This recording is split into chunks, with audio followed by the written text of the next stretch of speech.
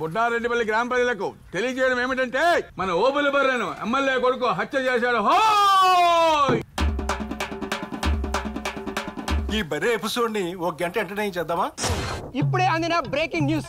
మధ్యంతర ఎన్నికల్లో బర్రె గెలిచే అవకాశం ఉందని తన ప్రత్యర్థి అయిన మాజీ ఎమ్మెల్యే కొడుకు అతి దారుణంగా కిరాతకంగా హత్య చేశాడు. కానీ బర్రె మాత్రం కొన్న ఊపిరితోనే ఉంది. ఆ మోగజీవి ఏ పాపం చేసింది? ఏంది? ఓముల బర్రె చంపేశారా? ఏంది? ఓముల బర్రె లేపేశారా? బర్రెని చంపేశారా? దొంగ వచ్చినోడు బర్రెని చంపేశాడా?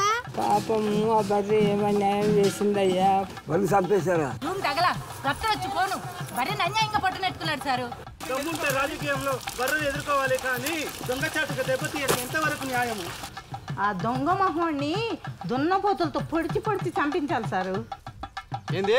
బర్రె ఎలక్షన్లు నిలబడుతుందని రెస్పెక్ట్ వాళ్ళు చంపేశారా? ఎమ్మెల్యేగా బేటా ఓబుల్కి భైన్స్ को टक्कर मारा है अल्लाह నువ్వే న్యాయం చేయాలి. ఏం బర్రె చంపేశారా? బర్రె అంటే ఏ దున్నపోతులతోటి సావాసం చేయదండి.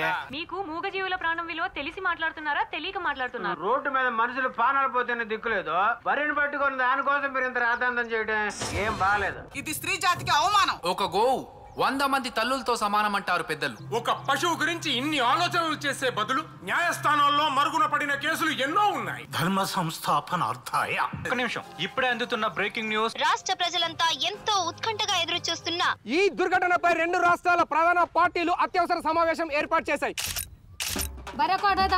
ఎవరు ఏమన్నా సరే మేము ఓటు వేసేది బరికే. ఆ నాయలకు దిమ్మ జగినట్టు బర్రెకు ఓటేద్దాం రా. ఈరిగా మన బర్రెకి ఓటేసి గెలిపిద్దాం పదరా.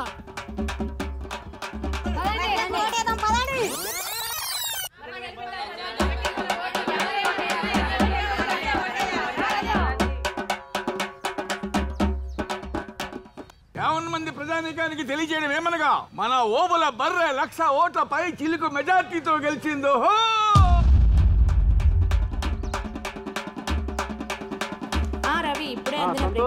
ఇప్పుడు అందిన breaking news. Buddareddipalli breaking news. ప్రపంచంలోనే మొట్టమొదటిసారిగా ఒక మనిషి మీద మూగ ప్రాణి గెలిచింది. మనిషి కన్నా మోగజీవే గొప్పదని నిరూపించిన ప్రజలు.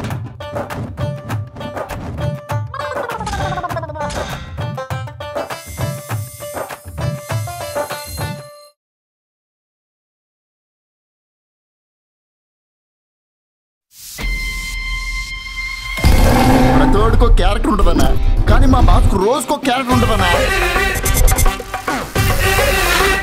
వాడు చూస్తే ఎండిన చెరువులో ఎండరగాయలు పట్టేవాళ్ళ కూడా వాడు. వాడిని పట్టుకొని అర్మానీ అంబానీ అని లంబా కథలు చెప్తావురా బాబా.